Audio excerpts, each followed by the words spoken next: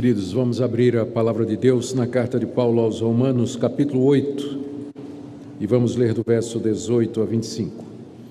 Enquanto você encontra essa passagem, Romanos 8, 18 a 25, quero cumprimentar a todos, recebê-los com alegria, saudá-los com a paz e dizer da nossa satisfação em tê-los nessa noite, para esse culto que nós prestamos ao nosso Deus.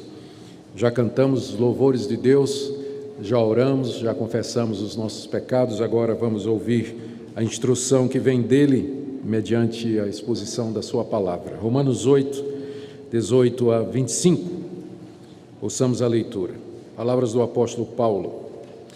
Porque para mim tenho por certo que os sofrimentos do tempo presente não podem ser comparados com a glória a ser revelada em nós. A ardente expectativa da criação aguarda a revelação dos filhos de Deus. Pois a criação está sujeita à vaidade, não voluntariamente, mas por causa daquele que a sujeitou, na esperança de que a própria criação será redimida do cativeiro da corrupção para a liberdade da glória dos filhos de Deus. Porque sabemos que toda a criação a um só tempo geme e suporta angústias até agora. E não somente ela, mas também nós, que temos as primícias do Espírito, igualmente gememos em nosso íntimo, aguardando a adoção de filhos, a redenção do nosso corpo. Porque na esperança fomos salvos. Ora, esperança que se vê não é esperança, pois o que alguém vê, como espera? Mas se esperamos o que não vemos, com paciência o aguardamos. Até aqui a leitura da Escritura Sagrada. Oremos, irmãos, pedindo a iluminação do Espírito Santo. Ó bendito Deus, envia Teu Espírito Santo para nos conduzir na compreensão da Tua palavra, que Ele nos ilumine e nos faça conhecer o significado das sagradas letras e também de que forma elas se aplicam a nós, vivendo tanto tempo depois que elas foram escritas. Nós que somos o Teu povo, que Te amamos e queremos Te conhecer mais, aplica a Tua revelação ao nosso coração, isso nós Te pedimos em nome de Jesus. Amém. Irmãos, o tema central do capítulo 8 da carta aos Romanos é a segurança da nossa salvação em Cristo Jesus. Esse capítulo 8 termina a parte central da carta aos Romanos, que começou com o capítulo 5, onde o apóstolo Paulo fala da justificação em Cristo Jesus, capítulo 5, da santificação, que é resultado dessa justificação, no capítulo 6, da libertação da condenação da lei, no capítulo 7, e agora no capítulo 8, a certeza que nós podemos ter de que Deus fez por nós, está fazendo por nós todas essas coisas. Ou seja, Paulo trata do ministério do Espírito Santo aqui no capítulo 8. Ele, no verso 1 desse capítulo, havia feito essa declaração: agora, pois, já nenhuma condenação há para os que estão em Cristo Jesus. Ou seja, para aqueles que estão em Cristo, que creem em Jesus Cristo como seu único Senhor e Salvador, para eles não existe mais condenação nenhuma. Deus não tem mais nada contra eles. Deus não haverá de julgá-los e condená-los e castigá-los eternamente, porque a culpa deles foi perdoado em Cristo Jesus. Em seguida, do verso 2 até o verso 30, na verdade até o final do capítulo, o apóstolo Paulo vai falar a respeito da segurança que nós podemos ter dessa verdade gloriosa, de que aqueles que são de Cristo, para eles não existe mais condenação. Aqui nem nesse mundo, nem no mundo vindouro, que seus pecados foram perdoados, os pecados passados, presentes e futuros, de tal forma que Deus pode prometer para eles a vida eterna, porque todos os seus pecados já foram perdoados em Cristo Jesus. Como é que eu sei disso? Eu sei disso porque o Espírito Santo aplica essas verdades no meu coração. Versos 2 a 4 do capítulo 8, nós já vimos. Eu sei disso porque o Espírito Santo inclina a minha mente e o meu coração a pensar nas coisas de Deus, em vez de ficar pensando nas coisas da carne e nas coisas do mundo. Nós vimos isso nos versículos de 5 a 8 do capítulo 8. Eu sei que não há mais nenhuma condenação para mim, porque o Espírito de Deus habita em mim, e por meio dele eu posso clamar a Deus, Abba, Pai. Ele me dá vida e a esperança da ressurreição futura. E eu sei que não há mais nenhuma condenação para mim, porque pelo poder do Espírito Santo eu sou livre do domínio da carne e eu não vivo obrigado a uma vida de pecados. Eu posso viver uma vida em que o pecado não é necessário, versos de 12 a 17. E aqui, de 18 a 25, que é a passagem que eu li, o apóstolo Paulo diz que nós podemos ter certeza de que não temos mais nenhuma condenação contra nós, porque o Espírito de Deus, ele nos traz uma amostra da glória futura.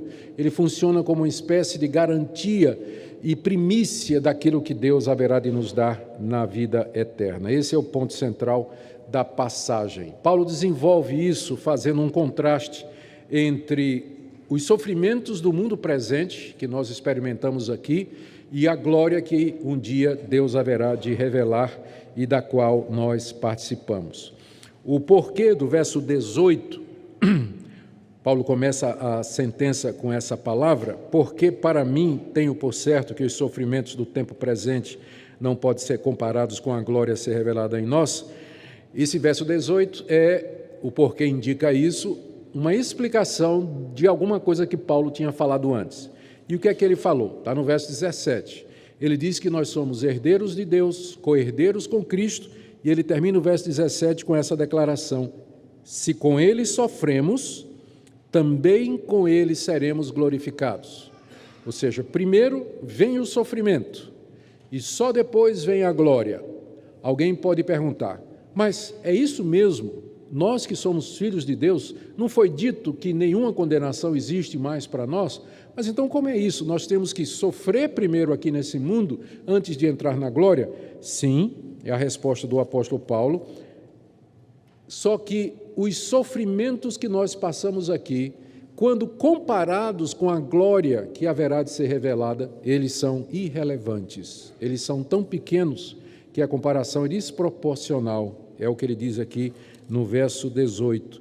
Eu tenho por certo que os sofrimentos do tempo presente, isso que ele mencionou no verso 17, nós vamos sofrer, não podem ser comparados com a glória a ser revelada em nós. Glória que ele falou também no final do verso 17, quando ele diz que nós seremos glorificados com Cristo Jesus. Então é isso que nós vamos ver nessa noite. E meu objetivo nessa noite é fazer você compreender o caminho de Deus, ou o meio pelo qual Deus deseja que você viva aqui nesse mundo, no meio de todos os sofrimentos que você encontra e vai encontrar. Há uma forma pela qual o cristão enfrenta o sofrimento, a dor, a perda, e essa forma está explicada aqui e em outras partes da Bíblia. Mas hoje à noite eu quero concentrar nisso aqui, que o apóstolo Paulo está ensinando. Como é que eu posso viver os sofrimentos desse mundo presente como Deus deseja que eu viva? E a resposta maior, primeira e maior, é essa, fazendo uma comparação entre a glória que nos espera e os sofrimentos aqui. Quando a gente tem a expectativa de receber alguma coisa maravilhosa, a gente suporta bem os sofrimentos preparatórios. Eu digo isso porque eu vi não somente a minha esposa, mas a minha filha darem à luz filhos no meio de grandes dores, porque elas optaram pelo parto natural. E eu assisti todos eles, o nascimento de todos os meus filhos e dos netos também. Então, particularmente, eu me lembro dos sofrimentos da minha filha no nascimento do primeiro neto. Foram 14 horas de trabalho de parto, não é? A dor e os gritos, não é? Que eu ficava assim agoniado, quase que eu chamava o pai, não é? E dizia: ô Ronaldo, manda logo fazer uma cesárea, alguma coisa para acabar com isso aqui. Mas com que alegria no final estava a minha filha, na hora que nasceu o João Gabriel. Então, ela suportou todas aquelas dores porque ela sabia o que viria depois. Essa é mais ou menos a figura que está aqui. Quando a gente pensa no que Deus preparou para nós, nós suportamos as dores de parto do mundo vindouro. Esse mundo presente, ele está como que em dores de parto, aguardando a chegada do mundo futuro. E nós, então, esperamos com confiança e esperança, porque o que vem depois supera em muito os nossos sofrimentos aqui. Vamos ver como Paulo desenvolve essa ideia aqui no texto que nós temos diante de nós. Ele começa afirmando que ele tem certeza disso, de que nessa comparação o mundo presente perde. Verso 18, tenho certeza de que os sofrimentos do tempo presente não podem ser comparados com a glória a ser revelada em nós. Quando Paulo fala dos sofrimentos do tempo presente, ele está se referindo a todos os males que sobrevêm à humanidade e à criação no mundo em que nós vivemos. Ele está falando não somente das perseguições que o crente sofre aqui nesse mundo, mas também das doenças, das tragédias, das angústias, dos desastres, das perdas financeiras e, finalmente, a própria morte. O mundo presente é marcado pelo sofrimento. Qual a origem desse sofrimento? A origem desse sofrimento pode ser encontrada no capítulo de Gênesis, nos capítulos iniciais do livro de Gênesis, onde nós temos o relato de como Deus criou o homem, o colocou à prova no jardim e o advertiu dizendo que se ele tomasse da árvore do conhecimento do bem e do mal, ele certamente haveria de morrer. O homem desobedeceu a Deus, ouviu a voz do diabo e caiu em desobediência, e Deus então amaldiçoou a terra por conta do pecado do homem. O castigo que Deus deu ao homem foi: maldita é a terra por tua causa. A terra ali é todo o universo, todo o cosmos. Ele foi amaldiçoado por Deus na hora que o homem caiu. Deus disse ao homem que ele então teria uma existência de dores, onde a terra seria hostil para ele, a terra que antes era um paraíso, um jardim, agora haveria de produzir espinhos, e que o homem com suor e sofrimento haveria de viver aqui nesse mundo, enquanto sua mulher daria à luz a filhos através de muitas dores. Ou seja, Deus sujeitou toda a criação, o universo inteiro, juntamente com a humanidade toda, ao sofrimento, à dor, a todo esse tipo de angústia por conta do pecado do representante do universo. Naquela altura, essa altura, alguém pode perguntar: por que Deus amaldiçoou toda a criação por conta do pecado do homem? A resposta é que o homem foi criado como o gerente de Deus, da sua criação, responsável por cuidar e guiar e conhecer o mundo todo. O homem foi criado à imagem e semelhança de Deus, era o representante de Deus nesse mundo, era o ápice da criação de Deus. Quando ele cai, não somente a sua descendência que estava nele cai também, mas todo o cosmos do qual ele era o representante, todo o universo do qual ele era a criatura máxima, cai juntamente com ele. Então, por isso Deus disse: maldita é a terra por tua causa. E o que Paulo está descrevendo aqui no capítulo 8 é o reflexo disso. Ele fala aqui da criação que geme, da criação debaixo do cativeiro da corrupção, da criação sofrendo angústias, tudo isso como resultado do pecado do primeiro homem. E, além disso, nós acrescentamos sofrimentos por conta dos nossos próprios pecados, os nossos próprios erros, escolhas erradas, decisões ruins, que acrescentam miséria à miséria já existente, afora a atuação dos espíritos maus que oprimem o homem, possuem o homem, corrompem a mente do homem, atacam a sua pessoa. Tudo isso, então, faz com que o nosso mundo em que nós vivamos, ele seja marcado por aquilo que Paulo descreve no verso 8 como sofrimentos. Essa é a realidade que nos cerca, esse é o mundo em que nós vivemos. Ao dizer isso, nós não estamos dizendo que tudo no mundo é só miséria, sofrimento e dor. Pela bondade de Deus, pela misericórdia de Deus, pelo favor de Deus, mesmo que ele amaldiçoou essa terra, ela ainda preserva muita coisa da sua criação original. Há paisagens belíssimas, há locais belíssimos para se ver, há climas gostosos, há frutas maravilhosas, algumas imencionáveis, outras a gente pode mencionar, há animais belíssimos, há situações na vida que são boas de você viver. Isso é só a misericórdia de Deus temperando a sua maldição sobre esse mundo, mas é tudo provisório, tudo é efêmero, tudo é passageiro, todos os prazeres e alegrias que nós temos aqui são vãos, não são duradouros. porque o que marca essa terra é exatamente o sofrimento a qual ela está sujeita por conta da corrupção do primeiro pecado agravado pelos nossos.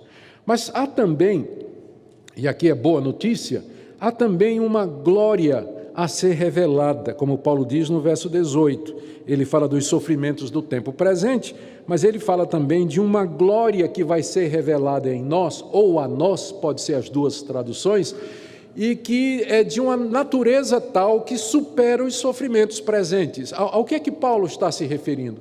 Ele está se referindo à vinda de Jesus Cristo, que é o segundo Adão, o último homem, o representante da nova humanidade.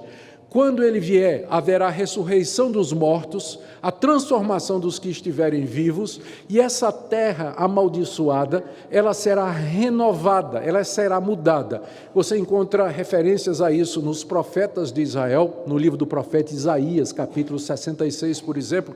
O profeta, falando da parte de Deus, diz: eis que eu crio novos céus e nova terra. Esse mote, esse tema é desenvolvido pelo apóstolo Paulo aqui, quando ele fala da redenção da criação, e pelo apóstolo Pedro na segunda carta que ele escreve no capítulo 3, onde inclusive ele dá detalhes de como Deus vai fazer isso. Ele vai abrasar os elementos, vai derreter os elementos que compõem o presente universo, e ele vai fazer surgir um novo universo, um novo céu e uma nova terra, purificados, transformados, onde habitam a justiça, e que será o habitat final da raça humana, aqueles que foram salvos e transformados mediante Jesus Cristo. Essa é a glória que vai ser revelada, e ela é de tal maneira que ela supera os sofrimentos aqui presentes, que é exatamente o que Paulo diz no verso 18. Eu tenho certeza de que os sofrimentos do presente não dá nem para comparar com a glória que está nos esperando e que ainda Deus vai revelar. Ele usa o termo revelar, porque no presente essa glória está oculta. Nós a vemos pela fé. Ela não é visível como a nossa realidade atual, mas ela é tão real quanto, e nós a esperamos pela fé. Por isso que Paulo diz, ela vai ser ainda revelada, porque no momento ela está oculta aos olhos humanos, embora perceptível pela fé. É disso que Paulo está seguro. Eu tenho certeza, verso 18, e é disso que nós também temos que estar seguros, porque nós vivemos no mesmo mundo do apóstolo Paulo. Em que sentido essa glória futura supera os sofrimentos presentes? Paulo menciona 3 aspectos que eu quero ver com vocês em seguida. O primeiro deles, podemos resumir como sendo a revelação dos filhos de Deus.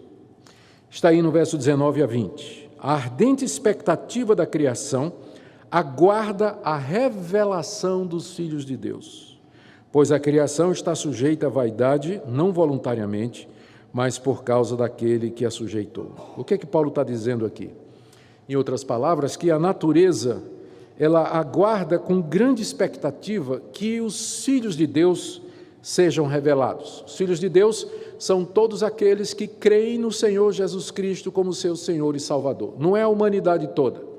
A Bíblia é muito clara, não são todos da humanidade que são filhos de Deus, mas somente aqueles que creem em Jesus Cristo e que foram perdoados e justificados dos seus pecados, que são esses mencionados no verso 1 do capítulo 8, de quem Paulo diz: já não há nenhuma condenação para os que estão em Cristo Jesus. Esses que estão em Cristo Jesus, eles são os verdadeiros filhos de Deus. Mas eles estão espalhados pelo mundo todo. Aqui mesmo na minha audiência, nessa noite, eu gostaria muito de dizer que a quantidade de filhos de Deus aqui nessa noite é igual à quantidade de pessoas que estão presentes aqui. Mas eu não posso fazer essa afirmação, porque a gente sabe que tem pessoas que podem frequentar uma igreja, assistir cultos e participar de uma organização religiosa e nunca, de fato, elas foram salvas, justificadas e perdoadas. Nunca se arrependeram de verdade dos seus pecados, nunca creram no Senhor Jesus de todo o coração e, portanto, permanecem nos seus pecados e darão contas desses pecados e por eles serão julgados e condenados. Enquanto que aqueles que creem no Senhor Jesus são perdoados e para eles não há mais nenhuma condenação. Esses são os filhos de Deus. Pois bem, Paulo está dizendo aqui que a criação, o cosmos, o universo, aguarda de maneira ardente, com expectativa, a revelação dos filhos de Deus, ou seja, aquele momento em que Deus haverá de vir em glória na pessoa de Jesus e os filhos de Deus serão apresentados ao mundo, eles serão vistos como eles são na realidade. Então nós saberemos quem é quem. Então nós estaremos naquela forma final, redimidos, ressurretos, sem mais pecado, imortais, perfeitos, num corpo incorruptível, prontos para morar no novo céu e na nova terra onde habita a justiça. É isso que a criação aguarda com expectativa. Vamos então dividir essa ideia em duas partes. Primeiro, vamos ver essa expectativa mais de perto, né? Aqui do verso 20, aliás, do verso 19. Observe que Paulo fala da criação como se fosse uma pessoa. Ele diz que a criação, ela está esperando com muita expectativa essa revelação dos filhos de Deus, na esperança, veja aqui no verso 20, aliás, pois a criação está sujeita à vaidade, não voluntariamente, mas por causa daquele que a sujeitou. Aqui Paulo está falando que o cosmos ele está aprisionado, o universo está preso, está acorrentado. Imagina um animal ferido preso numa jaula. Tá? Ele está, a natureza toda, ela está acorrentada, ela está presa. E está presa, diz Paulo aqui, no cativeiro da corrupção. Estou lendo o verso 21. Então, como é que a natureza ficou presa debaixo do cativeiro da corrupção? Voltamos a Gênesis, quando Deus disse, maldita é a terra por tua causa. Então, Deus amaldiçoou o mundo que ele tinha feito e do qual foi dito, e viu Deus que era tudo muito bom. Mas depois do pecado, o que é que Deus disse? Maldita é a terra por conta do pecado. Esse é o cativeiro da corrupção. A palavra vaidade que aparece aí, no verso 20, a criação está sujeita à vaidade. A palavra vaidade significa alguma coisa inútil, vazia, sem propósito. E isso não aconteceu por um erro da criação, não é? Como se fosse algo voluntário da parte dela, como Paulo diz no verso 20, ela está sujeita à vaidade não voluntariamente, mas por causa daquele que a sujeitou. A referência aqui tanto pode ser a Adão, mas mais especificamente a Deus. Deus sujeitou a criação à vaidade, não porque a criação quis ou fez alguma coisa errada, mas porque o seu representante, que era o homem, desobedeceu a Deus e introduziu o pecado no universo perfeito que Deus havia feito. Então, a humanidade hoje, ela está sujeita a essa corrupção e ela vive na expectativa do dia em que ela será liberta do cativeiro. Isso será, agora, verso 19, quando houver a revelação dos filhos de Deus, mencionado no verso 19. A vinda de Cristo, então, vai quebrar esse cativeiro da corrupção e a qual a criação está sujeita, e a criação, então, será aquilo que deveria ter sido desde o presente. O que Paulo está dizendo é que não dá para comparar os sofrimentos presentes com essa glória que haverá de acontecer. Por mais que você esteja sofrendo aqui, se você compara o seu sofrimento com aquilo que Deus prometeu, que está por vir, e que será a nossa herança final, o habitat final da raça humana, então os nossos sofrimentos, eles adquirem o seu verdadeiro significado e caem para o pano de fundo e perdem a sua relevância diante daquilo que nos espera. Segundo aspecto que Paulo fala, esse primeiro que eu falei aqui, fazendo a comparação, ele fala da revelação dos filhos de Deus como sendo o fim de todo sofrimento. Agora ele fala também da libertação da criação, verso 21 e 22. Ele diz que a criação geme na esperança, ou sofre na esperança de que a própria criação será redimida do cativeiro da corrupção para a liberdade da glória dos filhos de Deus, porque sabemos que toda a criação a um só tempo geme e suporta angústias até agora. Paulo está dizendo em outras palavras, a mesma coisa que ele disse nos versos anteriores. Ou seja, primeiro, que a criação está cativa da corrupção. Quando ele fala em corrupção aqui, a gente tem que entender isso como aquele processo de decaimento, declínio da natureza que foi imposto por Deus quando o homem caiu. e a criação está presa, ela está cativa, ela não tem saída. Por isso, Paulo diz aqui que ela geme e suporta angústias. Toda a criação, ou seja, não há nenhum ser criado que escape disso, a um só tempo, como se fosse um coro fúnebre gemendo, e até agora, são os 3 termos que Paulo usa para qualificar o gemido da criação. Toda a criação, a um só tempo e até agora, como se a criação fosse um grande coral gemendo diante de Deus e dizendo: até quando o Senhor nos manterá cativos, presos à corrupção, à vaidade? Até quando isso vai acontecer? E na expectativa daquele dia em que Deus trará a libertação, que é o que diz o verso 21, a liberdade da glória dos filhos de Deus. Vou ler outra vez. Na esperança de que a própria criação será redimida, libertada do cativeiro, da prisão, da corrupção, declínio que ela vive agora, para a liberdade da glória dos filhos de Deus. Ou seja, quando Cristo voltar e os filhos de Deus forem libertados do domínio da morte e do pecado, juntamente com eles a criação será liberta do cativeiro da corrupção. A figura que me veio à mente quando eu estava estudando isso aqui foi de um animal ferido, enjaulado, gemendo, gritando e olhando para uma jaula ao lado onde estava o responsável pela sua prisão. E esperando o dia em que aquele responsável vai ser liberto, para que ela também seja liberta. A criação, acuada, ferida, presa, ela clama, ela grita, nós é que não ouvimos. Aliás, ouvimos os transtornos, não é? Climáticos, os transtornos físicos que acontecem, o nosso próprio sistema que se corrompe. A gente sabe que se a gente abandona uma coisa, a tendência dos sistemas é perder energia e se desorganizar. Então, há um decaimento na natureza, as leis da natureza todas apontam para isso aí. A terra como que está murchando, o mundo, os sóis esfriando, né? As estrelas esfriando, o universo como que perdendo a sua vitalidade. Tudo isso foi imposto pelo nosso Deus como resultado do pecado, para que nós vejamos a seriedade do pecado e também a grandeza da glória que Deus preparou para nós.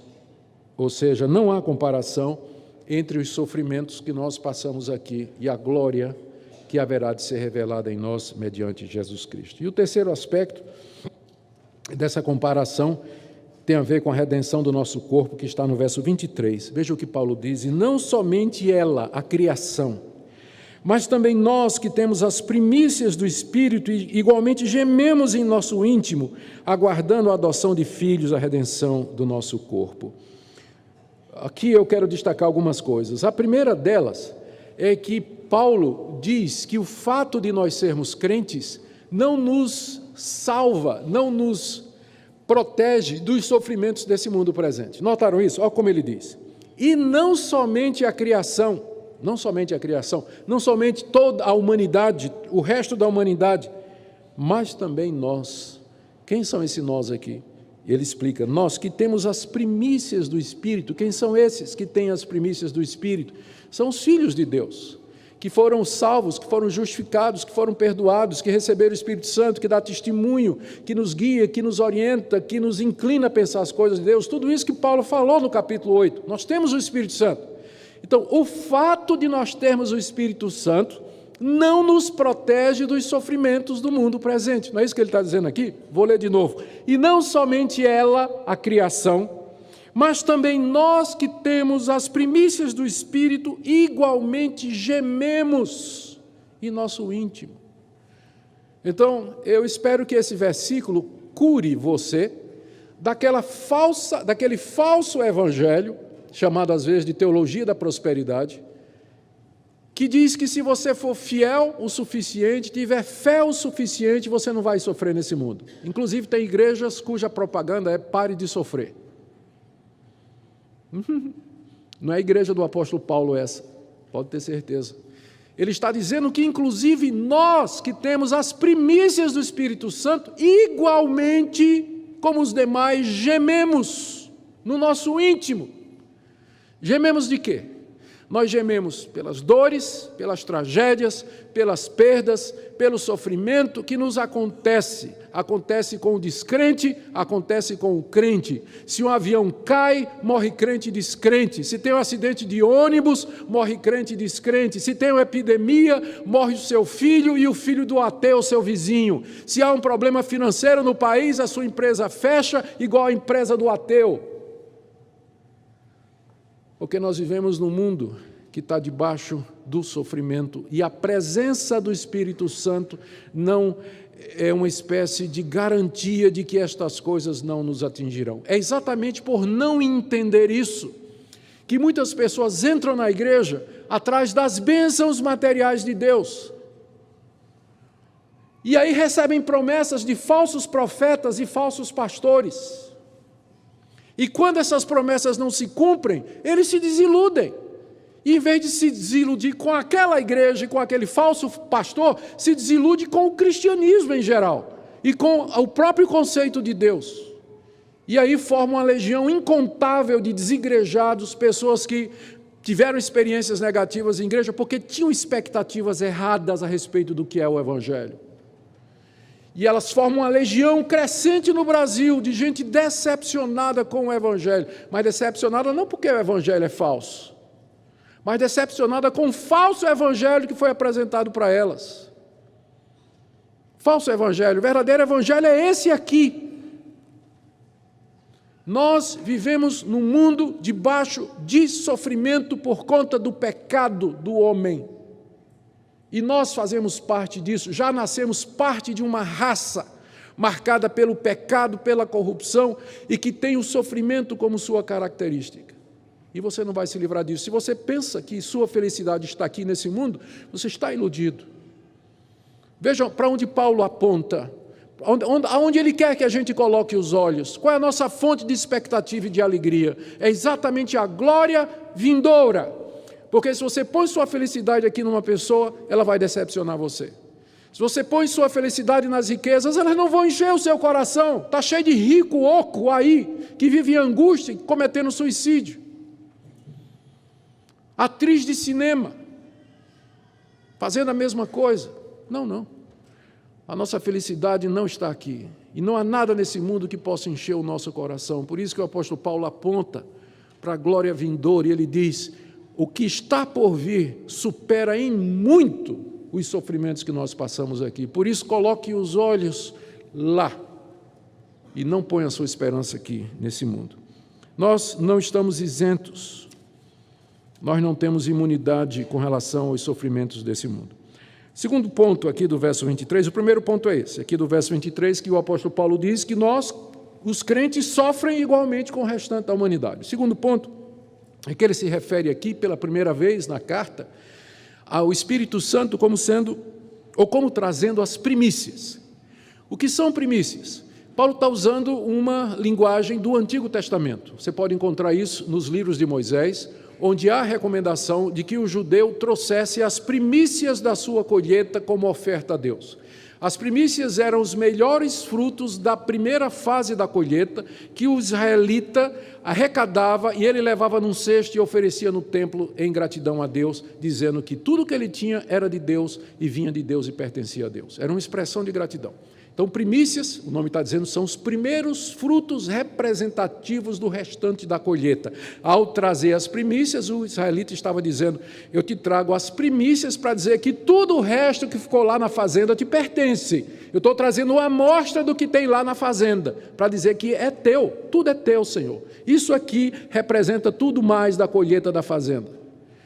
O Espírito Santo, ele funciona como primícias, no sentido de que Deus nos dá o Espírito Santo como uma amostra daquilo que está lá na fazenda celestial, daquilo que ele está preparando para nós e que nos pertence.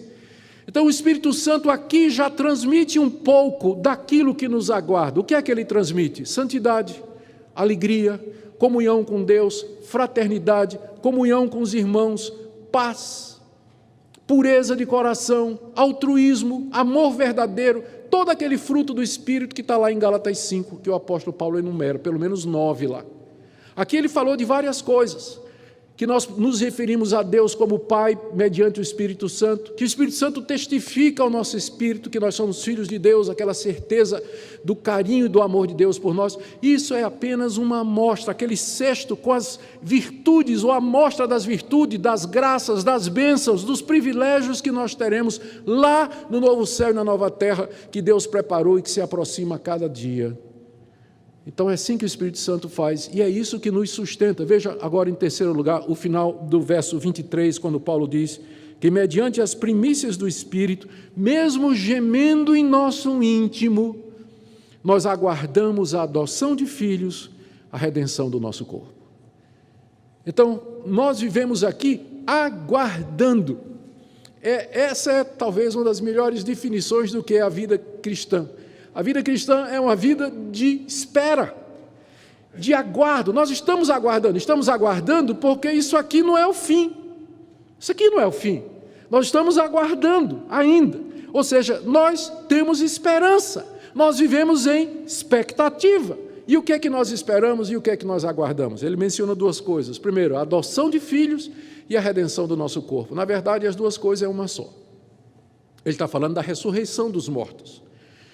Quando Cristo voltar e os seus ressurgirem e os vivos forem transformados, então o nosso corpo será redimido, o nosso corpo marcado pelo pecado, pela impureza, marcado pelas doenças, pelo decaimento, pela velhice, por tudo que nos ocorre, que é inevitável, esse corpo será redimido do pecado e das suas consequências, o que nos traz aqui uma lição muito importante. O cristianismo não é uma religião docética. O docetismo foi uma heresia do século II, que dizia que Jesus não tinha um corpo físico, que ele era só uma alma. Porque se Deus é espírito, qual é a preocupação dele com o corpo?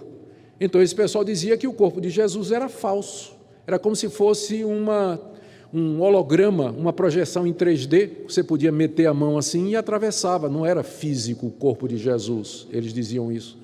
Mas por que isso? Um conceito errado da realidade, de que a matéria é inferior e que o espírito é superior.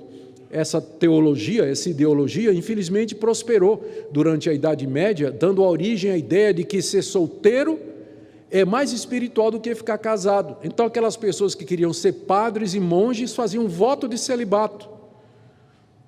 Porque se casar é um estado inferior, não é? Quero ficar solteiro porque casamento envolve corpos, não é? Troca de corpos. Corpo é físico, portanto inferior. Uma ideia errada que já havia desde a época do apóstolo Paulo. Mas aqui, com essa expressão, fica claro que o verdadeiro cristianismo, ele não é docético, ele não é uma coisa voltada só para a alma. Cristo morreu não somente para redimir a minha alma, mas também o meu corpo. Foi por isso que ele ressuscitou ao terceiro dia com o corpo em que ele viveu durante os 3 anos aqui. Claro, transformado e glorificado, mas o mesmo corpo. Por que Cristo ressurgiu fisicamente com o mesmo corpo? Para que um dia eu e você pudéssemos ser tirados da sepultura com um corpo glorioso e transformado igual ao corpo de Jesus. A redenção só é completa quando vier a redenção do nosso corpo. Por enquanto, a minha alma já está salva, mas meu corpo ainda não. Meu corpo vai decair.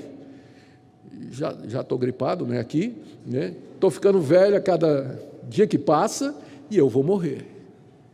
Mas quando eu ressuscitar pelo poder de Jesus Cristo, a minha redenção estará completa. Então é isso que Paulo espera, a redenção do corpo. O corpo importa para o cristão. O corpo é importante para o cristão. Porque a redenção e a salvação de Deus também envolvem o nosso corpo. E é isso que é o que Paulo chama a adoção de filhos, ou seja, aí finalmente a nossa adoção mediante Jesus Cristo da parte de Deus estará completa, porque agora com os corpos redimidos nós vamos poder entrar em plena posse da herança que Deus preparou para nós, que é o novo céu e a nova terra. Então, enquanto não houver a redenção do nosso corpo, a ressurreição dos mortos, nós não entraremos na plenitude do que Deus preparou para nós. Infelizmente, prevalece nos meios evangélicos a ideia de que o nosso ideal é morrer e ir para o céu. Eu quero morrer e ir para o céu, mas o céu não é o final. Vocês sabem disso. O céu é intermediário, porque a gente morre e vai para o céu em espírito, na presença de Deus. Mas lá nós ficamos aguardando a redenção do nosso corpo. A esperança do cristão não é morrer e ir para o céu também, mas é a ressurreição dos mortos. É isso que nós aguardamos, porque esse é o final da história da redenção. Com os corpos redimidos, nós vamos poder morar no novo céu e na nova terra, onde habita a justiça. Paulo tinha dito no verso 23 que nós aguardamos. Aí, imediatamente, no verso 24, ele explica. Está vendo o verso 24 começando com porquê? Quando Paulo começa uma frase porquê, ele está explicando o que ele disse antes. Ele tinha dito que nós aguardamos. Aguardamos, Paulo? Por quê? Ele explica. Porque na esperança fomos salvos. Ou seja, quando eu fui salvo na esperança de que Deus iria fazer alguma coisa. E o que é essa coisa que nós estamos esperando, que Deus prometeu que vai fazer? Exatamente isso, a redenção do nosso corpo. A nossa salvação ela é feita em 3 etapas.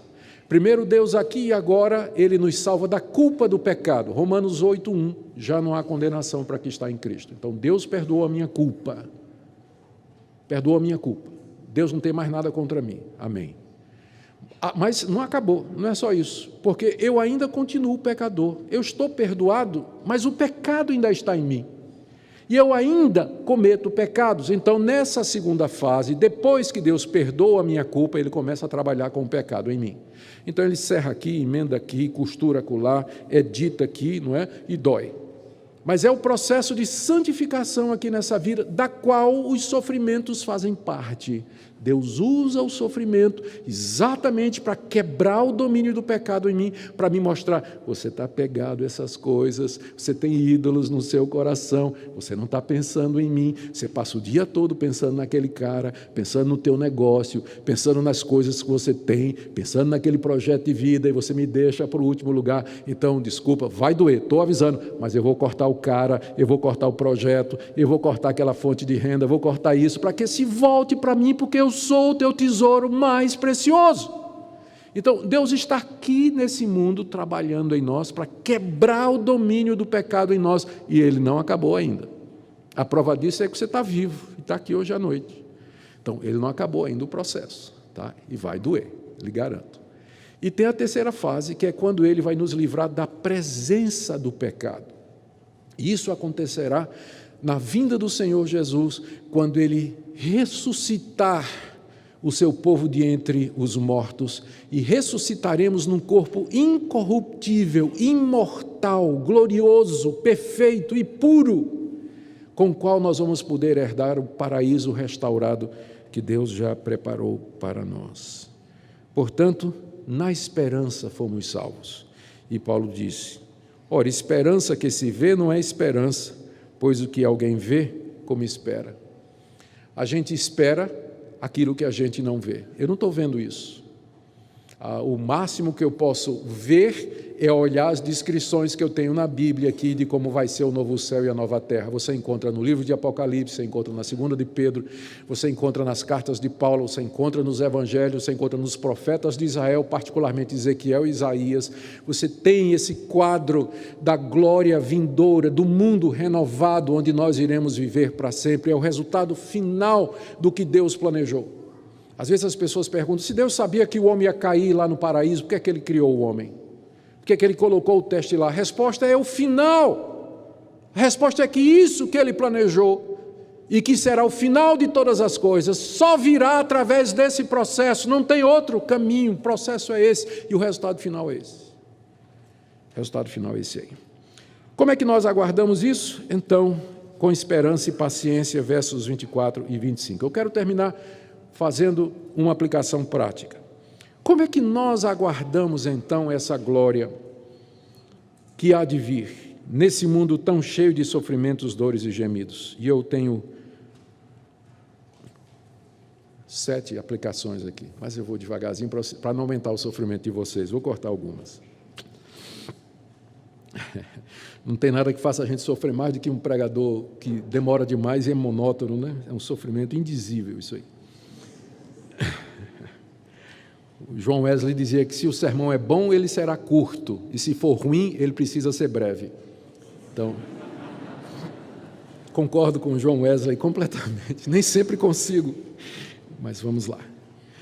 Algumas aplicações aí, sugestões de como, a partir do texto, de como nós podemos viver nesse mundo cheio de sofrimentos. Primeiro, lembre que os sofrimentos que você passa aqui, se você é filho de Deus, se você está em Cristo, esses sofrimentos aqui não se comparam com a glória que lhe aguarda.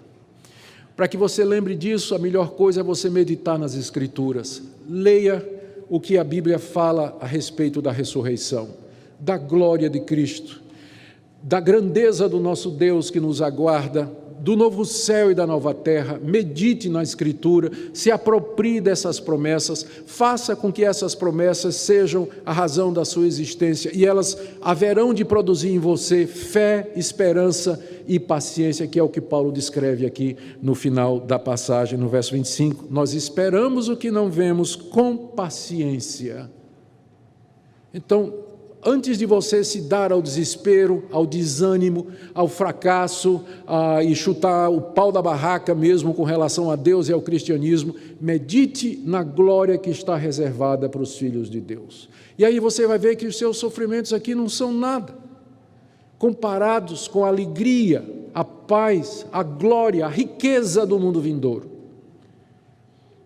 Segundo, lembre que os sofrimentos que você passa aqui, eles são os mesmos que o restante da humanidade passa. Não é isso que Paulo está dizendo aqui? É toda a criação que geme, toda, não tem exceção. Às vezes o cristão acha assim, acho que Deus me escolheu para me fazer o cara mais miserável do mundo, porque é só problema, só dá problema na minha vida. Não sei por que Deus me sorteou para me fazer o exemplo do que é a infelicidade nesse mundo. Querido, levante os olhos, olhe o quadro maior. Há pessoas que sofrem muito mais do que você, mas muito mais mesmo. Esses sofrimentos estão espalhados por nossa cristandade no mundo todo. Nós estamos num mundo que é marcado, sem exceção, pelo sofrimento. Então, pare de olhar para o seu próprio sofrimento. Olhe a realidade ao seu redor e, mais do que isso, olhe além pela fé para aquilo que Deus prometeu àqueles que são seus. Terceiro, medite no fato de que nem sempre o sofrimento é resultado de algum pecado em particular. Sofrer, gemer, suportar angústia faz parte do fato de sermos membros de uma raça caída no mundo decaído. Às vezes pode ser que Deus castigue, no sentido de corrija, fortemente, com ênfase, algum pecado particular que nós cometamos. Mas Ele faz isso não para nos destruir, mas como um pai corrige o seu filho, para aproveitamento e para crescimento. Então, quando você está sofrendo, não pense assim, estou sofrendo porque cometi algum pecado e Deus está me punindo por isso. Isso é o que ensina algumas igrejas. E o consolo que elas podem oferecer, o sujeito está lá, está doente, está com câncer, está em doença terminal, ou está passando alguma dificuldade, e o consolo é esse: você cometeu o pecado. Deus está castigando você. Pensa nos amigos de Jó. Jó está lá, perdeu tudo, no mesmo dia, perdeu os filhos, perdeu as propriedades. Deus permitiu que Satanás o ferisse da cabeça aos pés com uma doença, que era alguma espécie de úlcera, que ele se coçava com um pedaço de telha, aquelas feridas. E ainda deixou aquela mulher, que ficava dizendo: amaldiçoa teu Deus e morre. Eu acho que foi a pior tentação de Jó, foi aquela mulher que foi deixada ali. Desculpa aí, um lapso. Não é? E aí chegaram os amigos de Jó para consolar Jó. E como é que os amigos vieram consolar Jó? Eu sei de que igreja os amigos de Jó eram membros. Porque eles chegaram dizendo: Jó, examina a tua vida, tem pecado aí, isso é maldição hereditária, tem alguma coisa errada na tua vida, porque um crente fiel não sofre. Se ele está andando diante de Deus, ele não passa por problema. E Jó dizendo: mas eu não fiz nada. Jó, você é orgulhoso, você é endurecido de coração, você é melhor do que os outros. Não, eu sei que eu sou um pecador, não valho nada diante de Deus, mas eu não cometi nada diante de Deus. A minha consciência está tranquila, eu não cometi nada. E estava mesmo. Jó era um homem temente a Deus. Diz lá o início do livro que ele temia a Deus mais do que qualquer outra pessoa. Ainda assim, ele passou por todo aquele sofrimento. Então, os amigos de Jó continuam hoje. Esse pessoal que o único consolo que tem é dizer, você pecou mesmo, você não vale nada e não traz consolo nenhum. Já encontrei gente e gente desesperada, levando um fardo nas costas, dizendo, lá na minha igreja, estão dizendo que eu estou amaldiçoado, estão dizendo que eu estou debaixo de pecado, todo esse sofrimento que estou vivendo, reverendo, mas eu não consigo saber por quê. Então, não é. Não é. Isso faz parte dos sofrimentos da vida presente. Claro, toda vez que alguma coisa acontece conosco, a primeira oração que a gente faz é dizer, Senhor, eu peço graça, né? Fala com o apóstolo Paulo, por favor, eu peço que o Senhor tire esse espinho da minha carne. Ou o Senhor me explique qual o motivo pelo qual esse sofrimento está chegando. Se eu pequei contra ti, o Senhor me corrija. Mas se não, tira esse sofrimento. E pode ser que Deus vá dizer a você o que disse a Paulo, não vou tirar o espinho não, mas vou te dar graça, para que você possa suportar. Mas o que eu quero dizer aqui é que você repudie essa teologia maligna, que quer identificar toda forma de sofrimento com algum pecado específico. Porque você está vendo aqui, acabamos de ler em Romanos 8, que é a criação toda, todos nós, e não é por conta de um pecado específico, embora possa acontecer, mas é por conta da corrupção a qual o mundo foi sujeito por conta do pecado original. Penúltima orientação. Procure viver uma vida cheia do Espírito Santo. É Ele que nos traz o gosto do mundo vindouro, as primícias. Viva uma vida cheia do Espírito Santo. E na hora que o sofrimento bater a sua porta, você vai poder dizer, está doendo, eu estou gemendo. Você nota que Paulo aqui não proíbe que a gente gema. Você pode dizer, Deus, está doendo, mas muito mesmo, Deus. Mas olha, nunca senti essa dor. Está muito pesado, Deus, mas naquela hora o Espírito Santo vai sussurrar no teu coração, tu és meu. E isso aqui é para você pensar na glória vindoura, para você pensar nas glórias celestiais e no teu Salvador Jesus Cristo, para desapegar o teu coração das coisas desse mundo. Cultive uma vida cheia do Espírito. E por fim, nós não somos como os demais que não têm esperança, que vivem nesse mundo sem qualquer expectativa. Eles ficam aguardando a morte, mas nós vivemos aguardando a vida. Nós vivemos aguardando a vida. A morte é só um trampolim, é a próxima fase. Nós temos esperança, não somos como os demais. Nós olhamos mais além, os olhos fixos na glória. Caminhamos nesse mundo, mas com os olhos fixos na glória que há de ser revelada. E é por isso que nós podemos ter o coração cheio de esperança e de expectativa e de paz. Que Deus nessa noite aplique essa palavra ao seu coração, meu irmão, minha irmã, e que você saia daqui glorificando esse Deus, dizendo, Deus me perdoa pela minha murmuração, pela minha insatisfação, pelo meu ressentimento, pelas minhas críticas, perdoa-me. Dá-me uma visão da tua glória, dá-me uma visão daquilo que o Senhor preparou para mim. Enche o meu coração de esperança e de expectativa. Que seja a tua oração nessa noite. Amém. Ó Deus bendito, pedimos que assim seja feito. Que teu Espírito Santo nos persuada, nos convença e nos console nessa noite. No meio de todos os sofrimentos, que nós possamos viver na expectativa da glória vindoura, aguardando com paciência aquilo que nós não vemos. É o que nós te pedimos, em nome de Jesus. Amém.